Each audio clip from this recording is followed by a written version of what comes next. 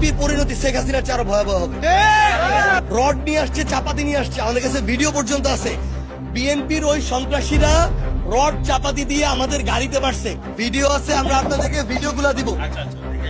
এটা এখন একটা বাড়ি দিলে এটা ভেঙে যাবে, আপনারা দেখলে বুঝতে পারবেন পুরোটা কিভাবে সেটা ছিন্ন বিচ্ছিন্ন হয়ে গেছে। এটা তো কোনো বোতলের বাড়ি হইতে পারে না। এই জায়গায় দেখেন, প্রত্যেকটা জায়গায় তারা ইট দিয়ে কিভাবে মারছে, প্রত্যেকটা জায়গায়, এবং পিছনে তারা ভেঙে এমন ভাবে ছিন্ন বিচ্ছিন্ন করছে। এরপরে আরেকটা ইট ফার্দার পাশে আসতে যাকে লাগতো সে মানুষটা মারা যাইতো। তো এখন মানুষ মারার এই টিকাদারি তারেক রহমান নিছে কিনা এটা তারেক রহমান বলা উচিত। যদি নেয়, ছাত্রদলকে যদি এভাবে সন্ত্রাসী পেটুয়া বাহিনী হিসেবে ব্যবহার করতে চায়, যদি তার দলকে তারেক রহমান কন্ট্রোল না করতে পারে, তাহলে বলুক যে আমি সন্ত্রাসী বাহিনী, সন্ত্রাসী ক্যাডার পালতেছি, ছাত্রদল আমার সন্ত্রাসী ক্যাডার, তারা হামলা করবে, আপনারা আপনাদের মতো রাজনীতি করেন, তাহলে আমরা আমাদের মতো রাজনীতি করব।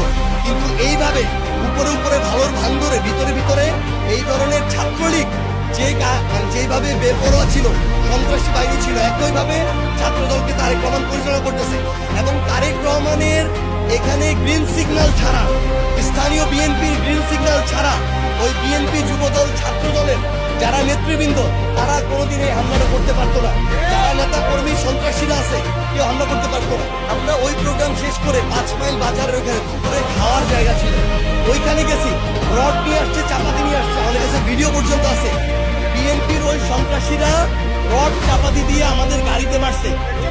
আমাদের এই যে দেখেন, এরা এখন চোখ চায়। শেখ হাসিনা ছিল রক্ত পিপাসু, এই তারেক রহমানের ছাত্র দলের সন্ত্রাসীরা হয়েছে চোখ পিপাসু।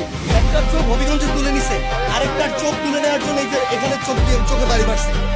খাইতে গেছি পর্যন্ত, আমরা ওখানে খাইতে গেছি, ওই জায়গায় পর্যন্ত তারা আমাদেরকে নামতে দেয় না। তাদের কথা হইলো যেখানে বাংলাদেশে আবার একটা শেখ হাসিনা স্বৈরাচারের পরে বিএনপির আরেকটা স্বৈরাচার কায়েম করবে, আর কোনো দলকে দাঁড়াইতে দিবে না। এটা যদি হয়, বিএনপির পরিণতি শেখ হাসিনার চেয়ে আরো ভয়াবহ হবে।